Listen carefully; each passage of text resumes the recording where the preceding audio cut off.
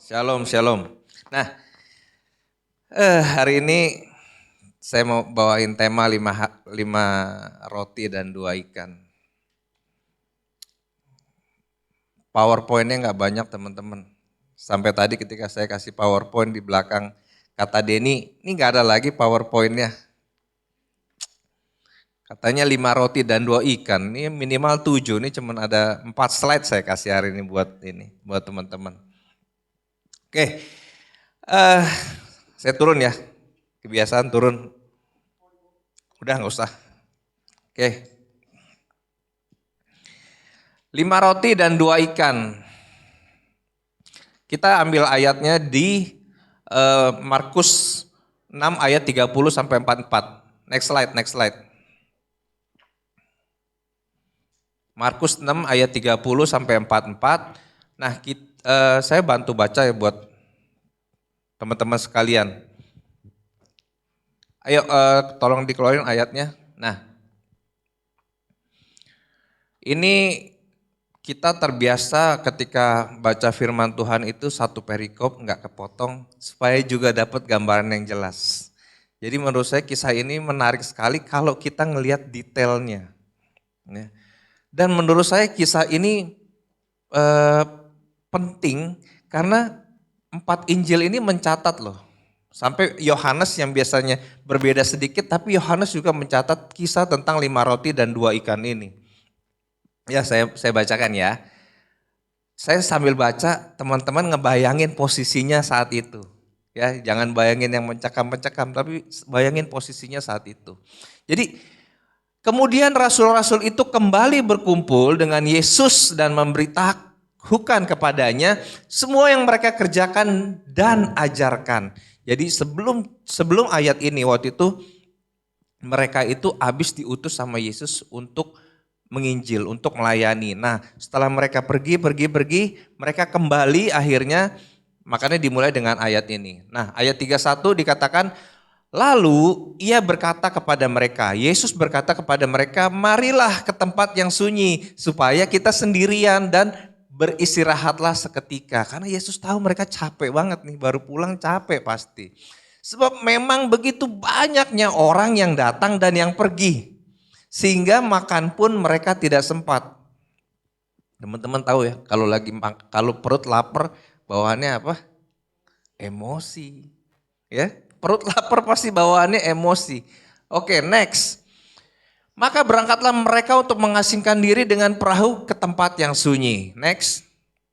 Di ayat 33 dikatakan, tetapi pada waktu mereka bertolak, banyak orang melihat mereka dan mengetahui tujuan mereka. Dengan mengambil jalan darat, segeralah datang orang dari semua kota ke tempat itu sehingga mendahului mereka. Nah jadi Yesus ini sama murid-muridnya naik perahu. Mereka bertolak, akhirnya mereka pergi naik perahu, tapi orang-orang banyak ini ngelihat. Di sana kan memang yang namanya danau itu muter ya. Nah, mereka lihat orang banyak itu ngikutin perahu ini tapi lewat darat. Ya. Nah, next 34, ketika Yesus mendarat ia melihat sejumlah besar orang banyak. Maka tergeraklah hatinya oleh belas kasihan kepada mereka. Karena mereka seperti domba yang tidak mempunyai gembala. Lalu mulailah ia mengajarkan banyak hal kepada mereka. Ya, next 35, pada waktu hari sudah mulai malam, datanglah murid-muridnya kepadanya dan berkata, tempat ini sunyi dan hari sudah malam. Next. Suruhlah mereka pergi supaya mereka dapat membeli makanan di desa-desa dan di kampung-kampung di sekitar ini. Next. Tetapi jawabnya Yesus nih. Makanya ini murid-murid, masa Yesus disuruh melakukan itu. Nah sekarang Yesus yang jawab, kamu harus memberi mereka makan. Ini buat kita semua di tempat ini nih. Kalau ada teman-teman atau di luar yang seperti mereka nggak punya gembala, domba nggak punya gembala, jangan bilang ini aku utuslah dia. Tapi ini memang buat kita. Kamu yang harus memberi mereka makan, bukan orang lain. Nah, Kata mereka kepadanya, jadi haruskah kami membeli roti seharga 200 dinar untuk memberi mereka makan? Nah ini cara pikir Yesus. Tapi Yesus bilang kepada mereka, tetapi ia berkata kepada mereka, berapa banyak roti yang ada padamu? Cobalah periksa. Sesudah memeriksanya, mereka berkata 5 roti dan 2 ikan. Nah, nanti kalau teman-teman baca ayat ini di Yohanes dikatakan itu sebenarnya yang punya 5 roti dan 2 ikan itu bukan murid-murid. Tapi seorang anak kecil. Seorang anak kecil. Ya. Next 39. Lalu ia menyuruh orang-orang itu supaya semua duduk berkelompok-kelompok di atas rumput hijau. Kalau di sini boleh mereka duduk berkelompok-kelompok, tapi kalau di ruangan ini saya nggak mau loh lihat ada yang punya kelompok-kelompok tersendiri. Kita semua harus jadi satu, benar? Ya. Coba yang belum kenal yang satu, cobalah berbaur, jangan berkelompok-berkelompok. Nah, cuma di Markus 6:39 boleh berkelompok, di tempat lain nggak boleh. Next 40, maka duduklah mereka berkelompok-kelompok. Ada yang 100, ada yang 50 orang. Nah, next 41. Dan setelah ia mengambil 5 roti dan 2 ikan itu, ia menengadah ke langit dan mengucap berkat. Lalu memecah-mecahkan roti itu dan memberikannya kepada murid-muridnya. Supaya dibagi-bagikan kepada orang-orang itu. Begitu juga kedua ikan itu dibagi-bagikannya kepada semua mereka. Next. Dan mereka semuanya makan sampai kenyang. 43. Kemudian orang mengumpulkan potongan-potongan roti, 12 bakul penuh, selain daripada sisa-sisa ikan. Ayat terakhir 44, yang ikut makan itu ada 5.000 orang laki-laki, 5.000 orang laki-laki. Kira-kira teman-teman ya, ini 5 roti dan 2 ikan ini, saya punya teman itu memakai tema 5 roti dan 2 ikan ini dalam pelayanannya. Karena dia bilang akhir-akhir ini kita perlu mujizat 5 roti dan 2 ikan. Supaya banyak orang-orang ini yang gak punya gembala, seperti domba-domba yang punya gembala ini bisa dipuaskan. Ya. Nah, rindu gak? Berapa banyak yang rindu mujizat 5 roti dan 2 ikan ini bisa terjadi di tengah-tengah kita? Berapa banyak yang rindu? Boleh angkat tangan. Mujizat 5 roti dan 2 ikan ini terjadi di tengah-tengah kita, di tengah-tengah komunitas kita. Ya. Yang belakang gak jelas tuh, lihat tuh. Lihat kayak begitu kelakuannya. Astaga. Oke, ya. Nah, gimana caranya? Kak, gimana caranya Kak? Kita belajar dari ayat ini. Yuk, next. Next slide. Nah, yang pertama memiliki belas kasihan Tuhan. Yang pertama memiliki belas kasihan Tuhan. Katakan kanan kirinya, bro, sis, miliki belas kasihan Tuhan. Ya. Nah, pertanyaannya begini. Ini siapa sih namanya? Siapa? Sepda, kamu? Dedi tahu nggak Sepda ini hatinya seperti apa sih? Gimana caranya supaya kamu tahu hatinya Sepda? Kamu tahu nggak dia lagi punya pergumulan apa? Punya beban apa? Apa sih yang membuat dia tergugah dengan belas kasihan? Kamu tahu nggak? Gimana caranya supaya kamu tahu? Satu, tanya. Kedua, kamu harus dekat sama dia. Sama, kalau kita juga pengen memiliki belas kasihan Tuhan, mau gak mau, satu, kita tanya sama Tuhan, apa sih yang jadi kerinduan Tuhan lewat diri kita. Kedua, kita harus dekat sama Tuhan. Caranya dibaca Alkitab setiap hari. Disitulah kita akan merasa dekat sama Tuhan. Kita bisa dekat sama Tuhan. Nah, memiliki belas kasihan Tuhan di ayat ini, Tuhan itu tahu persis kok. Roti itu adalah kebutuhan hidup, kebutuhan pokok kita. Sama lah kita belajar saya dulu PMP, mungkin kalian PPKN. Sama aja intinya. Kita Belajar yang namanya kebutuhan pokok manusia itu sandang, pangan, papan. Roti itu kan kebutuhan pokok, kita perlu makan.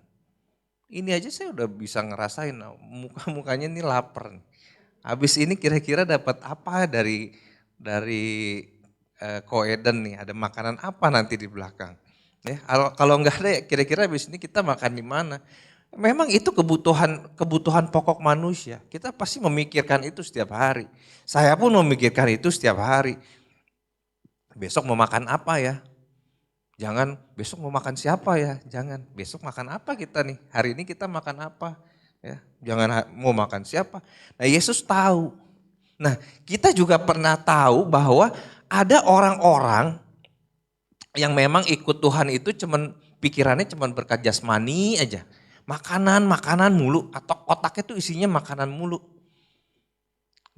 Gak pernah mikir yang lebih jauh gitu. Padahal Yesus kasih yang lebih mahal, dia cuman mintanya makanan doang. Roti mulu, makanan mana mulu. Cuman di kisah ini, kalau tadi kita baca, kita ingat lagi, mereka ini gak kepikiran roti loh. Mereka gak lihat tuh Yesus sama murid-muridnya bawa roti. Mereka cuman punya kerinduan pengen mengenal Yesus, tahu apa sih ajaran Yesus. Makanya ketika Yesus bertolak, mereka ngikutin aja. Mereka ngikutin gitu loh. Mereka gak kepikiran tuh, tahu-tahu udah malam, bingung, gak punya makanan. Nah, orang-orang inilah yang membuat hati Yesus tuh tergerak. Memang orang-orang ini benar-benar bukan haus haus akan air, lapar akan roti, tapi benar-benar haus dan lapar akan Tuhan, akan ajaran Tuhan. Nah, Tuhan mau kita itu berpikir juga seperti itu. Roti itu bonus, teman-teman. Roti itu bonus. Nah, jadi ketika Yesus tahu hati mereka haus dan lapar akan Tuhan, bukan hanya roti, maka Yesus tergerak dengan belas kasihan. Ya. Karena berkat yang sesungguhnya itu ya sebenarnya keselamatan. Yesus itu sendirilah berkat yang sesungguhnya. Ya. Tapi don't worry teman-teman, Tuhan Yesus tahu kita lapar, kita butuh roti, tahu persis, tahu. Butuh uang buat besok bayar sekolah, buat makan, Tuhan Yesus tahu. Tahu kok, tahu banget. Nah, di sini ketika Yesus melihat, tergeraklah hati Yesus dengan belas kasihan. Dan Yesus mengajarkan sebuah nilai yang sangat penting, teman-teman. Yang Yesus ajarkan adalah milikilah belas kasihan. Bahwa kasih itu harus diwujudkan dengan suatu perbuatan yang nyata. Gak bisa, aku kasihan nih sama Kak Rohmat. Padahal tahu Kak Rohmat belum makan dari pagi. Gak bisa, beliinlah Kak Rohmat nasi padang. Kak Rohmat gak suka nasi padang, dia sukanya itu yang di belakang, kambing. Ya, ini kalau ngomong binatang itu diedit. Ya, jadi kita harus mewujudkan kasih kita itu dengan tindakan yang nyata. Nggak cuma aku kasihan gitu. Ya udah tahu teman kita lapar ya kasihlah makan. Nah Tuhan mengajarkan jangan hanya dipikirin tapi dilakukan lewat perkataan maupun perbuatan. Dikatakan di ayat ini kan Yesus mengajarkan mereka. Bukan Yesus hanya mengajarkan apa yang mereka mau cari dari Yesus loh. Tapi Yesus memberikan roti juga kepada mereka. Memberikan ikan, Yesus tahu. Kebutuhan-kebutuhan kita jasmani rohani Yesus tahu. Tapi Yesus awalnya apa? Yesus mengajar dulu. Dikasih rohani. Tapi ketika kita lapar Yesus juga tahu. Gak usah kemana-mana, kamu kasih makan. Dari mana? Tuhan yang menyediakan. Ya. Mujizat itu dulu sekarang sampai selamanya sama Tuhan tuh gak pernah berubah. Teman-teman. Ya. Jadi milikilah belas kasihan Tuhan itu. Ya. Lakukan dengan tindakan nyata. Yesus sudah memberikan contohnya kok. Bukan hanya roti, hanya perkataan, tapi dirinya sendiri dia berikan buat kita di atas kayu salib. Milikilah belas kasihan itu. Jadi sekali lagi, gimana caranya teman-teman supaya kita bisa memiliki belas kasihan Tuhan? Tanya sama Tuhan, apa yang menjadi kerinduan Tuhan? Atau milikilah keintiman. Karena kalau orang gak intim gak mungkin nanya. Orang kenal aja enggak, gimana mau nanya? Kita udah deket aja, belum tentu tahu apa sih yang menjadi belas kasihan teman kita yang ada di sebelah kita. Mesti butuh waktu terjalin hubungan baru kita akhirnya bisa tahu, oh Tuhan isi hatinya seperti ini. Ya. Nah, next. Jadi yang pertama tadi memiliki belas kasihan Tuhan. Yang kedua, mengasihi dan melayani adalah perintah Tuhan bagi setiap orang. Ya. Jadi saya ingat nih dulu saya awal-awal ya bertobat, saya ditanamkan sebuah pemikiran begini. Ketika saya masuk menjadi jemaat di sebuah gereja di Sungai Yordan seperti ini, saya mulai aktif menjadi jemaat. Aktif artinya apa? Kehadiran. Dari kehadiran itu dulu saya mulai diarahkan untuk terlibat dalam komsel. Diarahkan untuk terlibat dalam komsel sehingga bukan hanya aktif ibadah tapi di tengah minggu pun kita ada komunitas. Dan setelah dilihat kita memiliki kesetiaan, memiliki kerinduan, saya diarahkan untuk mulai melayani. Itu sebuah nilai penting yang harus terus kita lakukan. Gak bisa kita cuma datang ke gereja duduk manis, datang ke komsel duduk manis, melayani gak mau. Gak bisa teman-teman. Dan kita harus melihat diri kita, saya siap melayani. Harus melayani. Ya, karena melayani, mengasihi dan melayani adalah perintah Tuhan bagi setiap orang. Kita bisa mengasihi, kita bisa memberi tanpa mengasihi. Ya, biar gak bingung ya. Kita bisa memberi tanpa mengasihi. Tapi nggak mungkin kita bisa mengasihi tanpa memberi. Ya. Paham ya? Saya bisa kasih handphone ini ke Ko Eden tanpa saya mengasihi Ko Eden. Tapi nggak mungkin ketika saya mengasihi Ko Eden saya nggak memberi. Tuhan Yesus memberi segalanya loh buat kita. Nah, kasih itu harus nyata seperti itu. Nah, di dalam mengasihi dan melayani adalah perintah Tuhan bagi setiap orang. Seringkali yang menjadi kendala adalah diri kita sendiri. Makanya di poin 1 ini saya bilang tidak memikirkan dirinya sendiri. Ya. Tidak memikirkan dirinya sendiri. Dalam case ini si anak kecil, coba nih teman-teman bayangin ya. Ini kita ada 5.000 laki-laki doang nih. 5.000 laki-laki doang belum termasuk wanita dan anak-anak. Kira-kira warung jauh, dikatakan hari sudah malam kemana-mana jauh, warung jauh. Teman-teman punya 5 roti dan 2 ikan. Kayaknya kalau dibagi 5.000 orang gak mungkin deh bisa makan. Normalnya kita berpikir, udahlah colek dikit makan, colek dikit makan. Tidak peduli dengan orang lain mau kelaparan. Karena 5 roti dan 2 ikan gak mungkin bisa buat 5.000 orang. Saya harus selamatin diri saya sendiri dulu. Udah colek dikit makan, colek dikit makan. Pura-pura ke toilet apa kemana makan di situ sendirian. Di sini Tuhan ajarin gak seperti itu teman-teman. Tuhan gak ajarin seperti itu. Mungkin kita berpikir, aduh saya gak punya apa-apa nih kok. Saya gak punya apa-apa nih kok. Sebenarnya saya mau katakan ya, di usia-usia kalian punya sesuatu yang saya gak punya. Dan itu sangat berharga. Ya, di usia kalian punya sesuatu yang lebih banyak dari saya, yang saya gak punya. Apa itu? Waktu. Kalian punya waktu lebih banyak dari saya. Lebih banyak dari saya. Mungkin Ko Eden agak sedikit berkurang karena dia udah punya baby. Waktunya berkurang. Tapi saya ingat ketika saya seperti kalian, waktu itu banyak banget. Kalian punya waktu itu berharga. Kalian punya handphone, WhatsApp lah teman kalian. Kenapa gak datang ke gereja?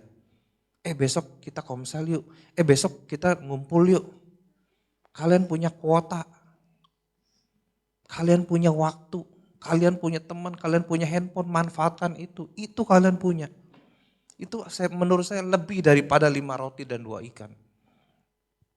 Ya, jadi kalau kita mau terjadi breakthrough di tengah-tengah komunitas kita mau terjadi sebuah terobosan, sebuah mujizat terjadi. Apa yang kita punya? Kasih sama Tuhan. Jangan pakai pemikiran kita, wah kalau kita kasih semua habis buat saya sendiri nggak cukup. Tuhan mampu merubah itu loh. Ya. Nah Kak, pertanyaannya gini, misalkan ya kalau anak itu nggak kasih, kira-kira terjadi nggak mujizat? Saya percaya mujizat tetap terjadi. Cuman Tuhan nggak pakai anak itu. Sekarang pertanyaan buat kita semua, kalian mau nggak dipakai Tuhan? Kalian punya apa? 5 roti dan 2 ikan kalian punya, kasih. Nggak usah pusing. Kalau Tuhan bilang kasih, kasih. Ya. Kalau enggak, Tuhan akan pakai teman di sebelah kalian kok untuk melakukan rencananya. Karena Tuhan sendiri bilang dia itu nggak pernah gagal. Tuhan tuh nggak pernah gagal. Saya menyampaikan firman hari ini, kalau saya amit-amit saya sakit, percayalah kalian akan mendengar firman yang ini lewat orang lain. Karena kalau memang ini yang Tuhan pengen sampaikan kepada kalian, kalian pasti mendengar kok. Entah lewat saya atau lewat orang lain. Karena apa? Saya percaya Tuhan kita itu Tuhan yang gak pernah gagal. Gak pernah gagal. Ya. Jadi kalau teman-teman lihat terjadi, lihat nih ya, mujizat ini kapan dia mulai terjadi? Coba kalau kita renungkan kapan mujizat ini mulai terjadi? Diawali ketika anak kecil ini mempersembahkan sesuatu. Teman-teman rindu gak mujizat terjadi di tengah-tengah komunitas kita buat hidup kalian? Dimulai dari apa? Mulailah memberikan sesuatu buat Tuhan. Di sanalah mujizat mulai terjadi. Berikan sesuatu pada Tuhan, gak usah hitung-hitungan. Saya percaya teman-teman semua di sini suaranya jauh lebih bagus daripada saya. Pakai itu untuk kemuliaan Tuhan. Waktu kalian, walaupun kalian datang ke tempat ini belum melayani, tapi percayalah kehadiran kalian itu membawa support positif loh buat teman-teman. Ya bayangin kalau misalkan Kak Rohmat, Kak Eden, setiap ketika datang mereka nggak ada. Itu kan wah kemana nih mereka.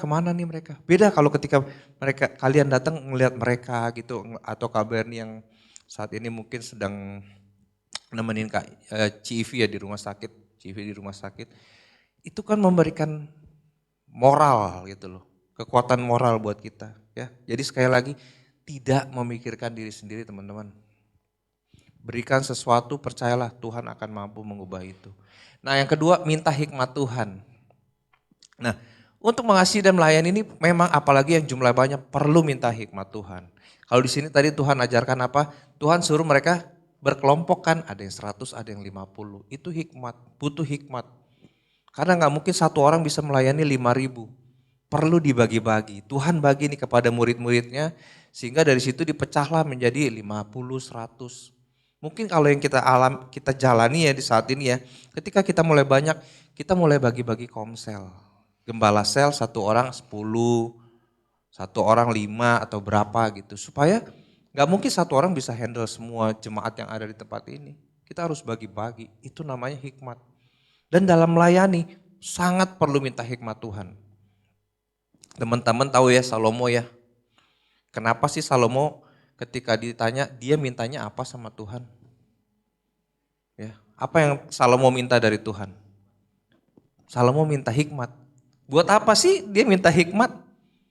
Karena ketika dia jadi raja, dia bingung dia harus ngapain jadi raja. Makanya dia minta Tuhan hikmat supaya dia bisa membawa bangsa Israel ini sesuai apa yang Tuhan mau. Salomo minta hikmat. Dalam melayani kita perlu hikmat teman-teman. Nah yang ketiga itu berbagi tanggung jawab. Ya. Di dalam mengasihi melayani itu kita harus berbagi tanggung jawab. Biasakan jangan semuanya kasih aja ke Kak Eta atau Kak Moria. Saya tinggal duduk manis aja. Nggak bisa teman-teman. Kita harus benar-benar berbagi tanggung jawab. Dan tahu nggak sih teman-teman, tanggung jawab ini nih sebenarnya contoh apa sih? Kalian tahu nggak kedewasaan itu diukur dari apa? Sebuah kedewasaan, salah satu ukurannya adalah ketika kita berani mengambil sebuah tanggung jawab. Itu ukuran kedewasaan. Kenapa saya berani memutuskan untuk menikah dan punya anak? Karena saya tahu saya bisa bertanggung jawab. Kenapa anak-anak kecil nggak boleh menikah? Karena buat itu saya punya anak dua ya. Kenapa mereka belum boleh menikah di usia-usia seperti itu? Karena buat dirinya sendiri aja mereka belum bisa bertanggung jawab. Gimana mau menikah, punya keluarga, punya anak, gak bisa bertanggung jawab. Jangan dipikir, wah kalau udah tua pasti udah dewasa pasti bisa bertanggung jawab. Enggak juga. Banyak tuh yang tua-tua juga masih aja kelakuannya kayak anak kecil. Banyak banget. Jadi ukuran kedewasaan itu adalah seberapa kita bisa bertanggung jawab. Mulai dari diri sendiri. Terhadap komunitas, terhadap keluarga, itu kita baru bisa bilang dewasa. Jadi jangan takut dengan apa yang namanya sebuah tanggung jawab. Cuman anak kecil, nih saya katakan, hanya anak kecil yang gak berani ambil tanggung jawab. Nah saya sekarang menjadi bapak, mulai tanamkan ke anak-anak belajar punya tanggung jawab. Supaya apa? Supaya mereka cepat dewasa. Mereka merasa ketika di rumah itu punya tanggung jawab. Teman-teman juga di sini ketika dikasih tugas supaya apa? Bukannya kita mau supaya bebannya dipindahin, enggak. Kita sama-sama punya tanggung jawab, punya rasa memiliki. Kalau kita nggak punya rasa memiliki ya udah mau datang-datang enggak terserah. Nah itu saya tanamkan ke anak-anak supaya saya kasih tahu ini rumah kamu loh. Nanti kalau papa mobil juga mobil kamu juga. Kalau papa mama udah nggak ada ini rumah mobilnya buat kamu. Ya pernah dengar nggak ada satu ilustrasi begini. Ada seorang tukang ini udah lama ikut tuannya udah lama ya tukang bangunan. Ikut tuannya tuh udah lama banget. Nah suatu ketika si tukang ini ngerasa nih tuannya kok pelit banget sih. Tuannya pelit banget. Sampai akhirnya si tuannya bilang begini, sini kamu. Coba kamu tolong bangunin saya sebuah rumah. Yang bagus ya, 3 lantai, ada liftnya, pokoknya yang bagus lah. Pastikan bahan-bahannya itu yang bagus dan mahal. Si tukangnya ini cuma ngegerutu, si bos bisanya cuma nyuruh doang. Giran buat yang dia bagus-bagus, buat aku enggak. Sampai suatu ketika si tukang ini akhirnya berpikir jahat. Dia pakailah barang-barang yang gak bagus. Barang-barang yang jelek. Terus dia cat supaya gak kelihatan aslinya. Yang harusnya dasarnya bagus, strukturnya bagus, dipakailah asal-asalan. Sampai dia bangun, dia cat, kelihatannya bagus. Sesuai apa yang bosnya mau. Ketika rumah itu udah jadi, apa kata bosnya? Bosnya kasih, ini kunci rumah buat kamu. Karena kamu sudah selama sekali melayani saya, kamu bekerja sama saya, ini buat kamu tinggal, ini uang pensiun kamu. Kamu boleh tinggalin rumah ini. Dari sini kita belajar, milikilah tanggung jawab rasa memiliki. Karena kita nggak tahu, mungkin someday teman-teman semua yang ada di depan, di tempat ini. Apa yang kita mau tabur hari ini, kita akan tua kemudian hari. Taburlah yang baik, ya, miliki rasa tanggung jawab. Dari sekarang belajar tanggung jawab. Sehingga nanti walaupun kita seumuran, tapi akan kelihatan mana yang lebih dewasa. Kelihatan banget. Itu gak bisa ditutup-tutupin. Pasti kelihatan. Ya. Jadi belajar berbagi tanggung jawab. Nah, poin terakhir. Ya, serahkan pada Tuhan dalam doa dan ucapan syukur. Nah tadi kita baca di Markus 6:30-44 ini, 5 roti dan 2 ikan itu diberikan kepada Tuhan. Tuhan menengadah ke langit, dia mengucap syukur dan memecah-mecahkannya. Ya. Artinya apa? Menurut kita itu hal simpel, hal kecil. Tapi menurut Tuhan gak seperti itu. Ya, sekali lagi ketika kita ikut Tuhan jangan pernah pakai pikiran kita sendiri. Yang Tuhan mau dari kita adalah sebuah kesetiaan, sebuah ketaatan. Ketika Tuhan suruh lakukan, lakukan.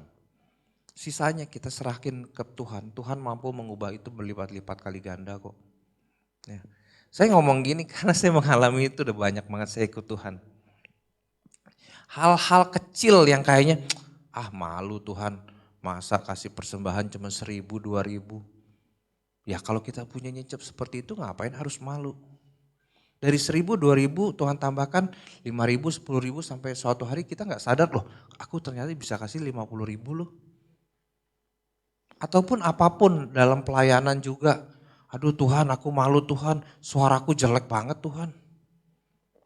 Nafas aja fales Tuhan. Ngomong aja fales Tuhan. Saya percaya ketika kita kasih itu buat Tuhan, Tuhan akan ngerubah itu. Saya ini dulu orangnya minder teman-teman. Suruh ngomong kayak gini, aduh enggak lah ya. Menghindarilah yang namanya naik ke depan, ngomong di depan. Tapi dalam hati saya tahu Tuhan mau pakai saya. Kapan kita harus mulai? Ya ketika Tuhan suruh kita mulai udah. Gak usah ditunggu-tunggu lagi. Tuhan cuma minta kita taat kok ketika Tuhan suruh.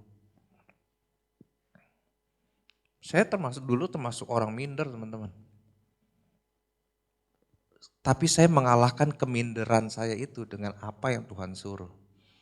Saya percaya ketika Tuhan suruh saya, Tuhan akan melakukan hal yang berbeda. Bahkan mungkin ya saat ini saya nggak tahu loh saya lagi ngomongin apa. Tapi saya percaya ketika Tuhan suruh sampaikan, Tuhan bisa pakai mulut lidah saya kok untuk menyampaikan ini masuk ke telinga teman-teman semua, masuk ke pikiran teman-teman. Saya pernah dengar ya, saya lupa lah hamba Tuhan besar lah siapa. Suatu hari dia ditugasin untuk pelayanan kalau nggak salah di Rusia. Wah dia bingung dong, bahasa Rusia kayak apa ya. Hamba Tuhan ini dari Indonesia lah, tapi saya lupa namanya. Disuruh ke Rusia khotbah. Dia cuman berdoa, dia sampaikan apa yang mau Tuhan suruh dia sampaikan. Ketika orang Rusia yang hadir di situ ditanya, yang masuk ke telinga mereka itu bahasa Rusia. Ini kesaksian nyata nih, saya lupa nanti teman-teman boleh Google. Artinya apa? Kita melangkah aja dulu lah. Dengan penuh tanggung jawab ya, bukan melangkah asal-asalan gitu loh. Kalau ketika Tuhan suruh seperti Petrus berjalan di atas air, melangkah aja. Masalah suatu hari tiba-tiba iman kita goyah, kita kecemplung aja. Tapi waktu Tuhan suruh Petrus melangkah. Di tengah jalan dia goyah imannya, dia kecemplung. Ya. Nah, jadi serahkan pada Tuhan dalam doa dan ucapan syukur. Jadi yang namanya doa dan ucapan syukur itu harus ada dalam setiap pelayanan kita. Harus ada dalam setiap kehidupan kita. Kalau memang mujizat terobosan itu pengen terjadi, itu harus ada. Si anak ini sadar kok 5 roti dan 2 ikan ini gak bisa kasih makan 5.000 orang. It's nothing, benar-benar nothing lah. Kalau di sini ada yang punya 50.000, kira-kira sanggup gak kasih makan kita semua? Gak mungkin lah. Karomat aja sekali makan 100.000, gak bisa berarti kan. Nah ya jadi juga mungkin kita berpikir, Tuhan ini terlalu kecil Tuhan aku gak bisa apa-apa. Please teman-teman, please buang jauh-jauh pikiran itu. Tapi katakan sama Tuhan, Tuhan aku mau taat sama Tuhan. Aku cuma punya ini Tuhan, kalau Tuhan suruh aku kasih, Tuhan suruh aku lakukan, Tuhan suruh aku layani, memberikan apa yang ada padaku. Walaupun suara seperti ini, sampaikan, nyanyikan, lakukan, layani. Terutama mungkin di komsel-komsel ketika kita sharing gitu kan dibagiin. Ayo ditanya misalkan, Sesar, kamu mau bagian apa? Padahal Sesar dalam hati udah tahu nih, wah Tuhan suruh sampein ini loh. Tapi malu kan semua orang udah tahu. Ini saya kayak hari ini saya bilang, ketika saya bicara 5 roti dan 2 ikan, teman-teman juga udah tahu dari sekolah minggu udah pernah dengar gitu loh. Cuman kalau kita sampein ya tersampein. Ketika di komsel juga mungkin ketika waktu Sesar berpikir, aduh Tuhan mereka udah pada tahu Tuhan, mereka kan senior saya, pintaran mereka. Tuhan suruh sampein aja. Sisanya urusan Tuhan nanti yang yang bisa meluruskan, memberkati orang lain ya. Nah, Yesus di sini juga mengajarkan apa? Jangan pernah anggap remeh diri kita walaupun kita ini masih muda. Firman Tuhan ada yang bilang kan, jangan menganggap engkau rendah karena engkau muda. Jangan berpikir anak kecil ini gak bisa memberkati kita loh. Mungkin posisi waktu itu anak kecil ini ya mungkin seumur-umuran kita atau mungkin seumuran anak saya lah. Karena kalau dipikir gak mungkin juga anak sekecil saya, anak saya ini punya 5 roti dan 2 ikan gitu loh. Mungkin seumur-umuran kita mungkin. Artinya apa? Apa yang saya bisa lakukan, apa yang orang lebih dewasa bisa lakukan, sama yang anak bisa lakukan itu sama aja ketika itu di hadapan Tuhan. Jadi masalahnya bukan umur, masalahnya itu bukan berapa banyak, besar atau kecil, bagus atau jelek, sedikit atau banyak, tua atau muda, masalahnya bukan di situ. Ketika Tuhan suruh lakukan, anak kecil ini melakukan apa yang Tuhan suruh. Berkat dia 5.000 orang laki-laki itu bisa makan hari itu. Makan dengan firman Tuhan, 5.000 laki-laki ya. Permasalahannya adalah kepada siapa kita memberikan semuanya itu. Bisa aja kalau kita nggak mau memberikan semuanya itu, kita mau makan sendiri bisa. Atau kita kalau memberikan hidup kita buat iblis bisa aja. Itu hak kalian kok kalau kalian mau begitu. Tapi kalau saya memilih memberikan semua yang ada pada saya, semua hidup saya itu hanya kepada Tuhan. Karena dia mampu mengubahnya menjadi sesuatu di tengah-tengah kita ini ya. Jadi lewat kisah ini sekali lagi kita dikuatkan, gak perlu khawatir dengan urusan jasmani. Karena Yesus itu sangat peduli, dia mikirin kok. Ya, dia mikirin banget. Jasmani, rohani dia pikirin tentang hidup kita. Jadi saya ulangi yang hari ini saya bagikan buat teman-teman adalah kalau kita ingin memberikan suatu terobosan di tengah-tengah komunitas kita, mujizat Tuhan terjadi di dalam hidup kita. Pertama itu milikilah belas kasihan Tuhan. Tuhan sendiri yang menuntun kita. Tim musik boleh ke depan. Nah, kedua, mengasihi dan melayani. Ya, enggak mikirin diri sendiri, minta hikmat Tuhan, berbagi tanggung jawab. Dan yang ketiga, serahkan pada Tuhan dalam doa dan ucapan syukur. Doa dan ucapan syukur ini penting sekali untuk sebuah terobosan, sebuah mujizat terjadi. Nah, pertanyaan buat teman-teman semua sebagai akhir daripada firman hari ini. Berapa banyak dari kita yang rindu agar mujizat Tuhan terjadi, terobosan terjadi di dalam hidup kita, di gereja kita, di komunitas kita. Berapa banyak yang rindu teman-teman? Ya, seperti ayat ini katakan, Tuhan cuma bilang mujizat terjadi ketika teman-teman memberikan 5 roti dan 2 ikan yang teman-teman punya. Ya, saya nggak tahu teman-teman punya apa, apapun itu berikan pada Tuhan dan saya pastikan Tuhan akan memberikan mujizat dan terobosan dalam hidup teman-teman. Sabtu depan kita ada talk show yang pembicaranya adalah Bapak Gembala Immanuel Gatot dan Ibu Wika. Oke.